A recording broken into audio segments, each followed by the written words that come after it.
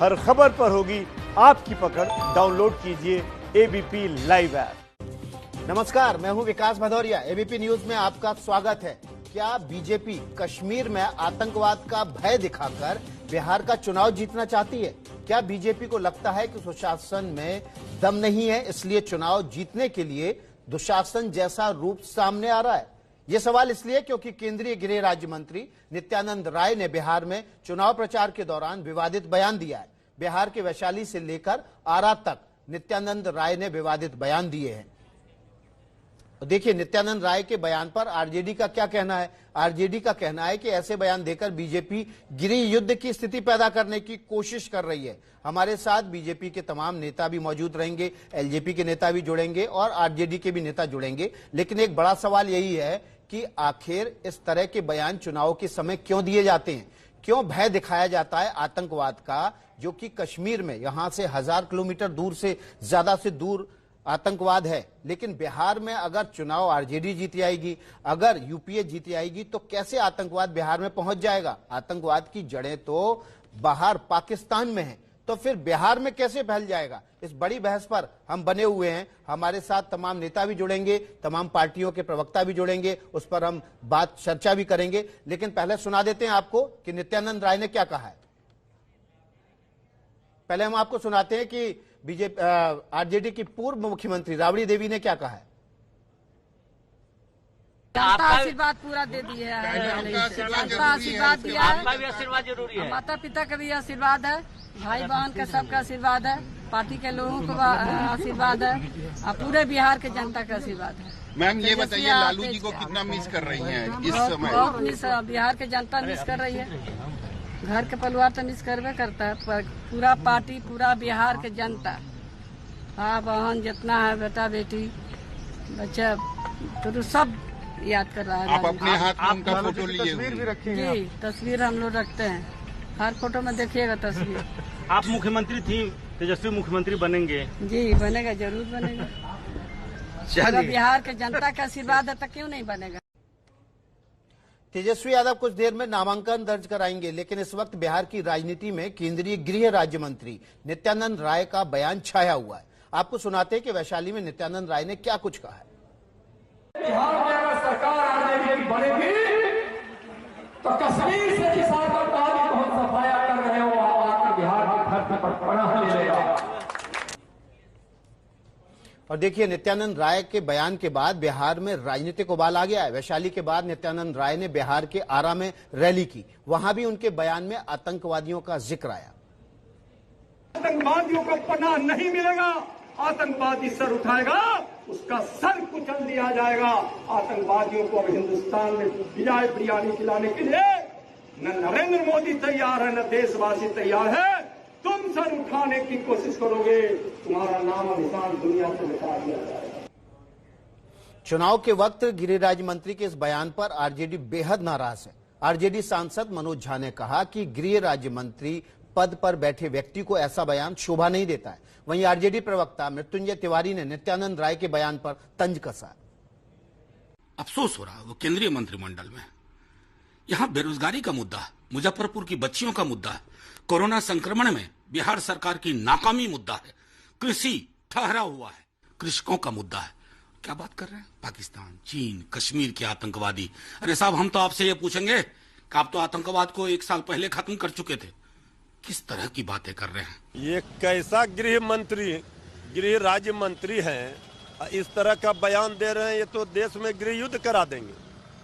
अभी तक तो 15 वर्षों तक इन्होंने राज किया।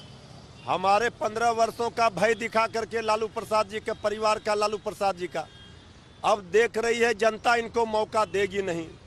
अब ये क्या कर रहे हैं? तो अब आतंकवादी का भय दिखाकर वोट लेना चाह रहे हैं।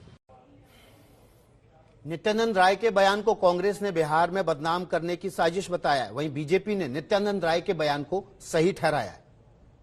गृह राज्य मंत्री के पद पर बैठे हुए व्यक्ति का इस तरह का बयान देना कतई भी न्यायोचित नहीं है, न तो ये जमहूरियत के लिए, न देश के संविधान के लिए। और ये बिहार का अपमान कर रहे हैं ये लोग। मैं सीधा तौर पर कहना चाहता हूँ कि ये बिहार और बिहारियों का अपमान है इस तरह का बयान देना। वहाँ आतंकियों के लिए कोई जगह नहीं है।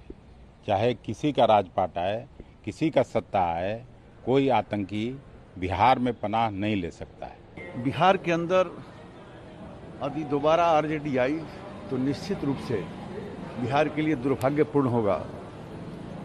हम लोगों ने आरजेडी को भोगा है, वो सारे दिन स्मरण हैं। तो मैं समझता हूं कि कोई भी जो बिहार का नागरिक है वो निश्चित रूप से आरजेडी को इस बार मौका नहीं देगा। तो बड़ा सवाल यही है कि कश्मीर के आतंक का डर दिखाकर बिहार कैसे जीतेंगे। इस पर हमारी बहस के लिए हमारे साथ जुड़ रहे हैं बीजेपी के प्रवक्ता गुरु प्रकाश, एलजेपी के प्रवक्ता ए.के. वाजपेयी और आरजेडी की तरफ से मृत्युंजय तिवारी। सबसे पहले गुरु प्रकाश का रुख कर लेते हैं। गुरु प्रकाश, आतंकवाद कश्मीर में है, अगर बिहार में यूपीए जीतेगा, अगर बिहार में आरजेडी जीतेगी तो आतंकवाद कैसे आ जाएगा? इससे पहले तो कभी नहीं आया आतंकवाद। देखिए विकास जी, इस पूरे के पूरे बयान को लॉ एंड ऑर्डर के प्रसंग से देखने की आवश्यकता है। मैं अपनी बातों को शुरुआत करूं उससे पहले कुछ आंकड़े आपके सामने चाहूंगा, क्योंकि आंकड़े झूठ नहीं बोलते हैं, आंकड़े तथ्यात्मक चीज आपको बताते हैं।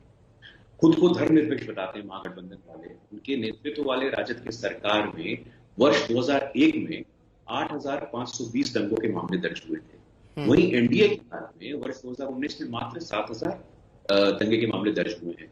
खुद को आप धर्मनिरपेक्ष बताते हैं और ये डेटा बिहार पुलिस की वेबसाइट पर उपलब्ध है। मैं आशा करता हूं कि नहीं, आतंकवाद का और लॉ एंड ऑर्डर दो अलग अलग मसले हैं गुरु प्रकाश, आप दोनों मिक्स मत कीजिए। आतंकवाद कहां पनपता है विकास जी? आतंकवाद वहीं पनपता है, आतंकवाद की उपजाऊ मिट्टी कहां मिलती है? जहां लॉ एंड ऑर्डर अव्यवस्थित हो। तो आप दंगों की तुलना, दंगे करने वालों की तुलना आतंकवादियों से करेंगे? नहीं, आतंकवाद पनपता कहां है विकास जी? मेरा मूलभूत प्रश्न आपसे ये है, आतंकवाद वहीं पनपता है जहां अव्यवस्था होती है, जहां लॉ एंड ऑर्डर की स्थिति अच्छी नहीं होती है। हम लोग चुनाव में इस नारे के साथ जा रहे हैं, जन जन की पुकार, आत्मनिर्भर बिहार। इस नारे के साथ मुद्दों पर आधारित चर्चा पहली बार बिहार चुनाव में हो रही है। कश्मीर में आपकी सरकार थी, एनडीए की सरकार थी, एनडीए की सरकार के दौरान लॉ एंड ऑर्डर खराब था, इसलिए कश्मीर में आतंकवाद होता रहा।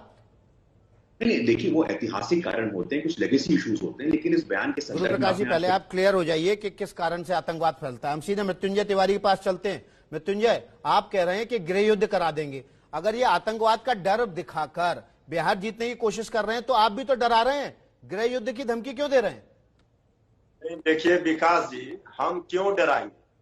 बिहार की जनता का सीधे तौर पर माननीय गृह राज्य मंत्री जी ने अपमान किया है। बिहार की जनता को आतंकवादी बताया। अब बताइए, 80 विधायक, सबसे ज्यादा विधायक विधानसभा में आरजेडी के हैं, तो जितने बिहार के लोगों ने हमें वोट दिया वो सब आतंकवादी को पनाह देते हैं। कश्मीर तो इनसे संभल नहीं रहा है। पहले तो बीजेपी को और आदरणीय माननीय प्रधानमंत्री जी को बिहार वासियों से माफी मांगना चाहिए, क्योंकि बीजेपी के ये नेता बड़बोलेपन में, पूर्व मुख्यमंत्री देवेंद्र फडणवीस जो बिहार के चुनाव प्रभारी है, उन्होंने कहा कि बिहार का नौजवान तमंचे लेकर हाथ में घूमता है। ये तमंचे पर डिस्को वाले बीजेपी के नेता हैं।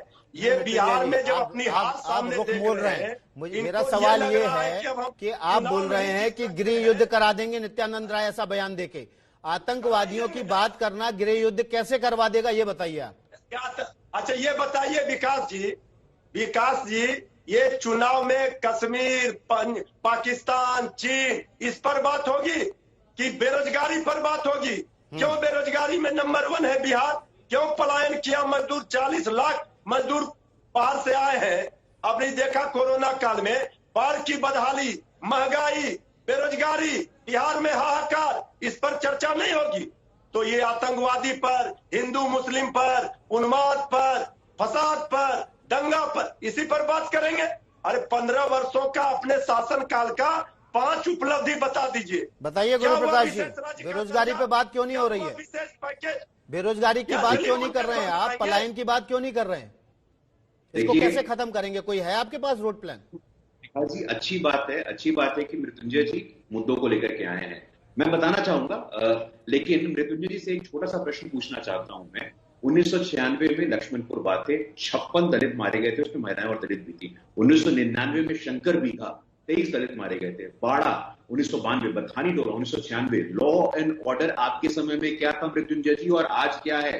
कम्युनल हार्मनी की बात करते हैं आप। कम्युनल हार्मनी बीजेपी रूल्स आकर के देख लीजिए, वहां भाजपा शासित प्रदेशों में कम्युनल हार्मनी बरकरार है। आपने मुद्दों की बात की, मैं बताने को तैयार हूं, डबल डिजिट ग्रोथ हुआ है, डबल डिजिट ग्रोथ हुआ है। आपके समय जो जीएसडीपी था वो 76,000 करोड़ था, आज की तारीख में जीएसडीपी 4.25 लाख करोड़ है।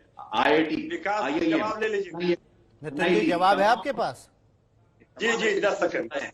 देखिए विकास 6 साल में हो गया गुरु प्रकाश जी, हो गया आपका जवाब। सुन लीजिए, जवाब सुन लीजिए। जी गुरु प्रकाश जी, मृत्युंजय जी को बोलने दीजिए, जवाब दीजिए मृत्युंजय जी। आपके समय तो बहुत नरसंहार हुए।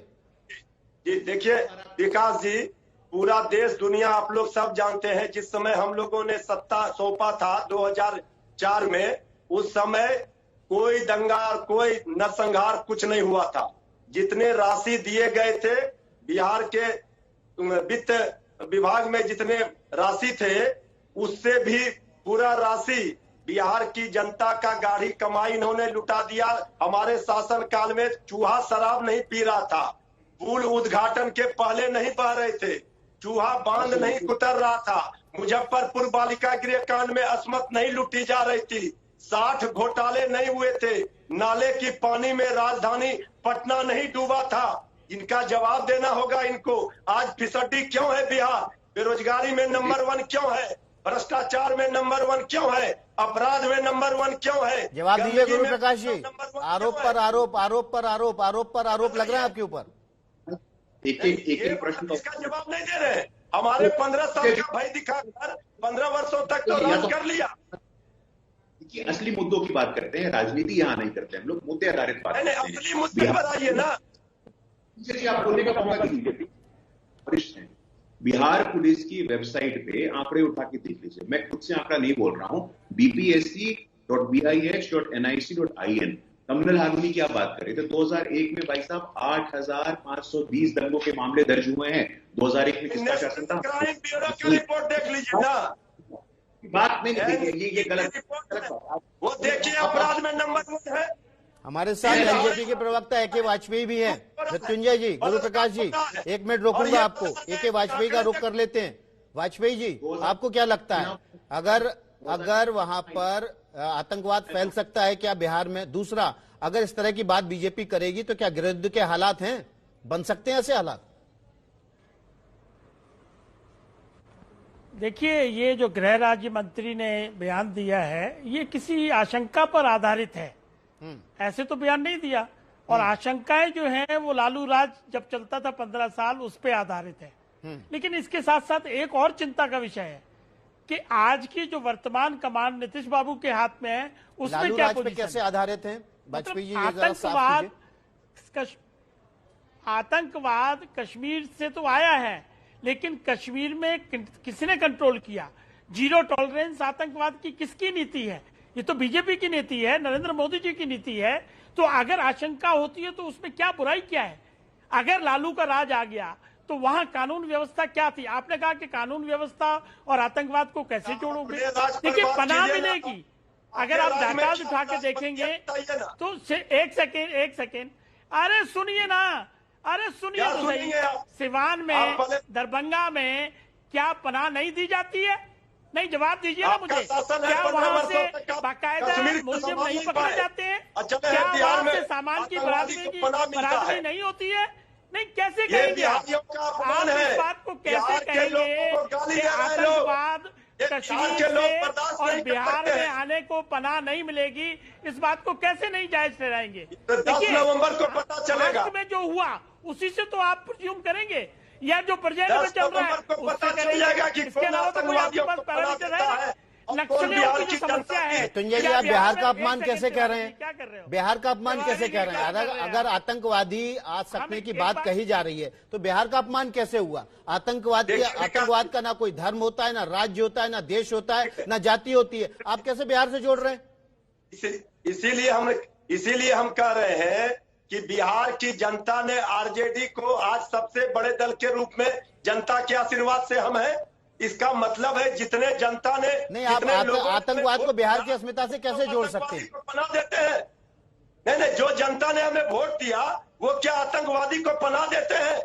इनका कहने का मतलब यह है कश्मीर इनसे संभल नहीं रहा है, बेरोजगारी के आतंक पर कुछ नहीं कह रहे हैं, विशेष पैकेज का क्या हुआ, विशेष राज्य का दर्जा क्या हुआ, 15 वर्षों में क्या किया, इस पर कुछ नहीं बोलते हैं। मजदूरों पर लाठियां चल रही थी। मुजफ्फरपुर में हम किस पे डिबेट कर रहे हैं, उस पे आइए ना, उस पे जवाब दीजिए।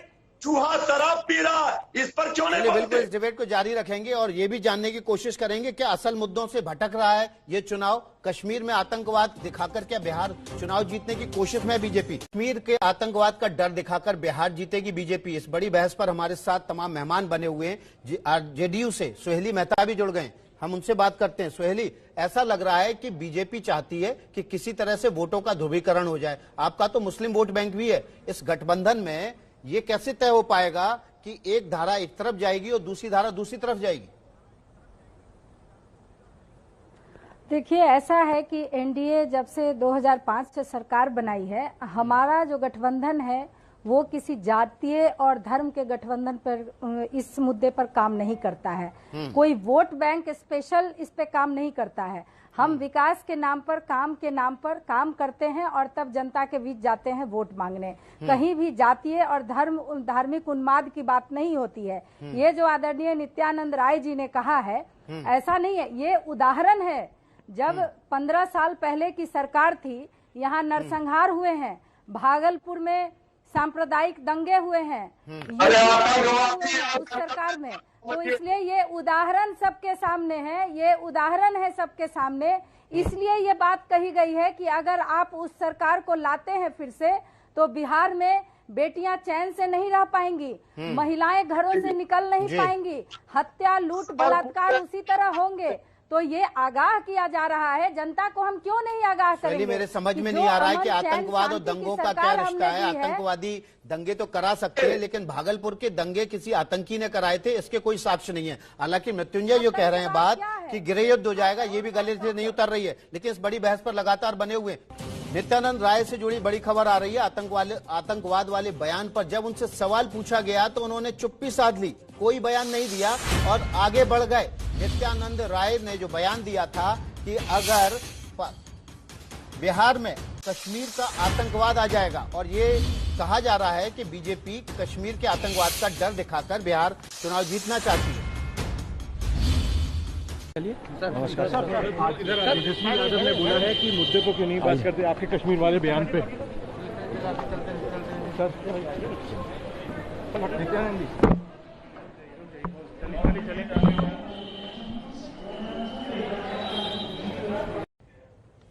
नित्यानंद राय को अपने जिस बयान की वजह से चुप्पी की चादर ओढ़नी पड़ी है, वो भी आपको दिखाते हैं।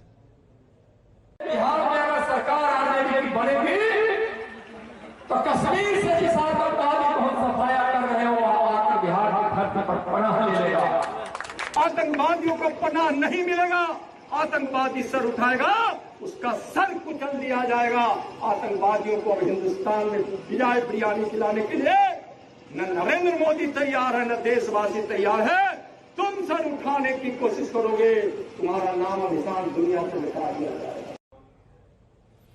तो नित्यानंद राय के इस बयान के बाद अब जेडीयू के प्रवक्ता अजय आलोक नित्यानंद राय के बचाव में उतर आए। अजय आलोक का कहना है कि उन्होंने कुछ भी गलत नहीं कहा है। मेरे गृह राज्य मंत्री ने इसलिए कहा, भाषण की लौ में कहा, और वो गृह राज्य मंत्री हैं, उनको पता है कि देश में आतंकी कहां कहां पनाह ले सकते हैं। उन्होंने कह दिया। अब इसको मुद्दा बनाने की जरूरत नहीं है, हम ऐसी नौबत ही नहीं आने देंगे।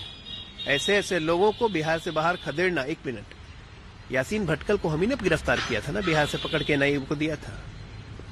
बिहार नहीं, बिहार पुलिस ने गिरफ्तार किया था, एनआईए को पकड़ के दिया था। वो आतंकवादी जो 25 साल से गायब था यहाँ पे, गांधी मैदान ब्लास्ट के एक आतंकवादी को हम पकड़ चुके हैं, एनआईए की मदद से पकड़ चुके हैं।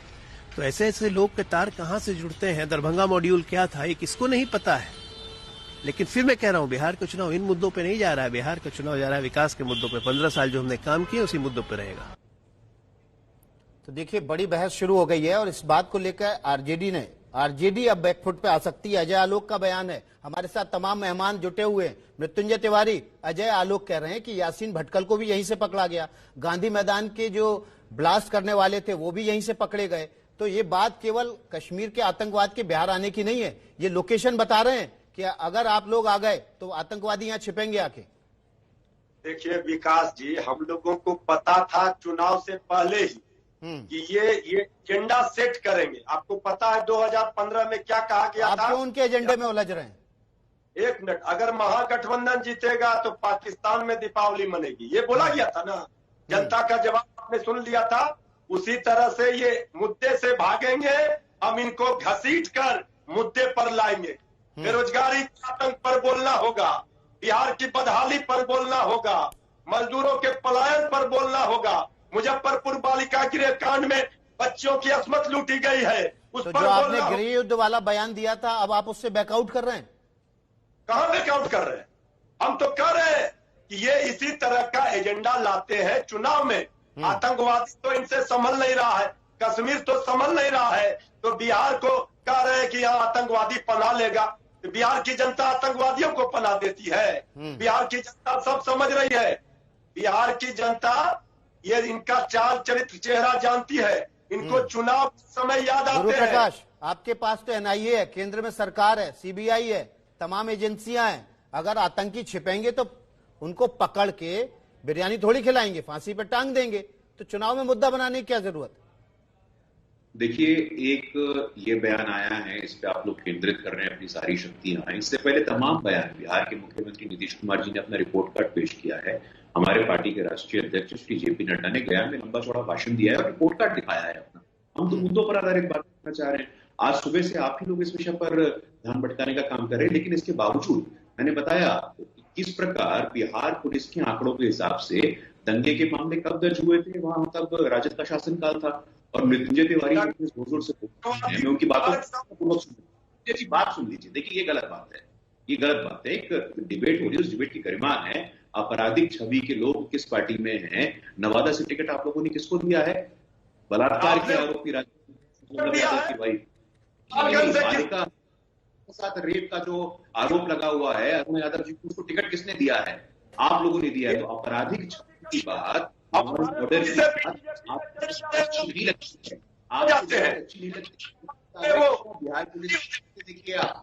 पुलिस के आंकड़े देखिए मृत्युंजय तिवारी जी। वर्ष 2001 में फिरौती के लिए अपहरण के 385 मामले दर्ज हुए थे। आज मात्र 43 मामले दर्ज। नंबर 1 है बिहार। आपको नहीं पता है, आप आकर देखिए, आप निकालिए। खराब होता है, एनसीबी का रिपोर्ट है, आप कह रहे हैं कि बिहार पुलिस का आंकड़ा शिक्षा पे फेल है, रोजगार पे फेल है, इन्वेस्टमेंट पे फेल है। माननीय सर्वोच्च न्यायालय की क्या टिप्पणी है मुजफ्फरपुर पर? आपकी पार्टी के प्रवक्ता अजय आलोक कह रहे हैं कि पता है ठिकाने कहाँ हो सकते हैं और इसलिए नित्यानंद राय ने बात कही है। अभी भी ठिकाने पता है क्या? आपकी तो सरकार है। ये विचार से करेंगे क्या?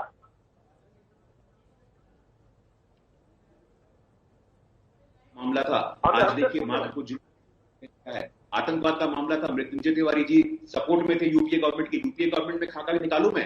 2008 का मामला हमारा संपर्क नहीं हो रहा है। AK वाजपेयी का रुख कर लेते हैं। वाजपेयी जी ठिकाने पता है, अजय आलोक कह रहे हैं। उनको पता है कि बिहार में आके छिप सकते हैं आतंकी, इसलिए बात कही नित्यानंद राय ने जी। में से 16 जिले जो हैं वो माओवादी आतंकवाद से प्रभावित हैं। क्या करा इस सरकार ने, या क्या करा था पहले लालू की सरकार ने? है इनके पास जवाब कोई? तो मेरा कहना यह है कि ये बीजेपी जो सेंटर में नीतियां बनाती है वो उनके बेस पे उनको अंदेशा है, उनके पास रिपोर्ट रहती है। और कंट्रोल जीरो टॉलरेंस किसकी है? बीजेपी की है। देखिए, हम इसीलिए इस बात को बार बार कह रहे हैं कि जो मौजूदा सरकार है उसको बदलना होगा, और जो पुरानी सरकार थी लालू की उसमें क्या क्या हुआ है वो भी जनता ने भुगता हुआ है। तो आतंकवाद की समस्या अगर यहाँ पे लॉ एंड ऑर्डर प्रॉपर नहीं चलेगा तो कैसे सुलझेगी? तो मृत्युंजय जी, आपके ऊपर आरोप लग रहे हैं कि आपकी सरकार आती है, लॉ एंड ऑर्डर अच्छा नहीं होता, और यासीन भटकल जैसे आतंकी 25 साल बाद पकड़े जाते हैं। आपकी सरकार पनाह देती है आतंकियों को। देखिए विकास जी, आप लोग इस बात के गवाह हैं। यही धारणा बना करके बदनाम करके हम लोगों की सरकार तो चली गई, जनता ने हमें सजा दिया।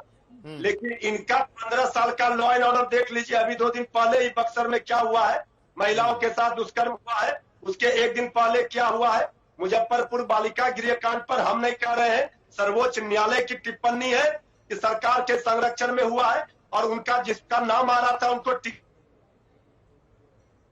में जो हमसे दल के चले जाते हैं, हमारे दल के, वो संत हरिश्चंद्र हो जाते हैं। और जैसे हमारे पास रहते हैं आरजेडी में, वो अपराधी और भ्रष्टाचारी होते हैं। बिहार की जनता सब देख रही है। और मैं बता देना चाहता हूँ, 10 नवंबर को इनका अंत होगा। चाहे ये जितना एजेंडा अपना लागू करना चाहे, आतंकवादियों को पनाह दे, हिंदू मुस्लिम का कार्ड खेलेंगे, दंगा भड़काने का कोशिश करेंगे। विश्वास का बलात्कार हुआ था तो इनके मुख्यमंत्री क्या बोले थे? जो हो गया वो हो जाने दो, अब आगे की बात करो। क्या सजा दिए थे? हमारी सरकार में अगर बेटियों पर अत्याचार होता है तो कानून उस पर एक्शन लेता है, पुलिस एक्शन लेती है। और मुजफ्फरपुर बालिका गृह कांड में आदरणीय नीतीश कुमार जी ने ही सीबीआई जांच के लिए रिकमेंड किया था और जांच हुआ, और जो दोषी है वो जेल में है और जो निर्दोष है वो बाहर है। इस बात की जानकारी उन्हें दे दीजिए मृत्युंजय जी को। चिल्ला चिल्ला के बोलने से नहीं होता है। ए.के. वाजपेयी सभी हमारे साथ बने रहेंगे। छोटा सा ब्रेक ले रहे हैं, छोटे से ब्रेक के बाद फौरन लौटेंगे और ये जानेंगे कि 10 नवंबर को किसका अंत होगा, आतंकवाद का अंत होगा या फिर जिस तरह से आरजेडी के प्रवक्ता आरोप लगा रहे हैं कि इस बयानबाजी करने वालों का अंत होगा। कश्मीर में आतंक का डर दिखाकर जीतेगा क्या बिहार? इस खबर पर हम लगातार बने हुए, हमारे साथ तमाम मेहमान जुटे हुए। सीधे बात करते हैं गुरु प्रकाश से।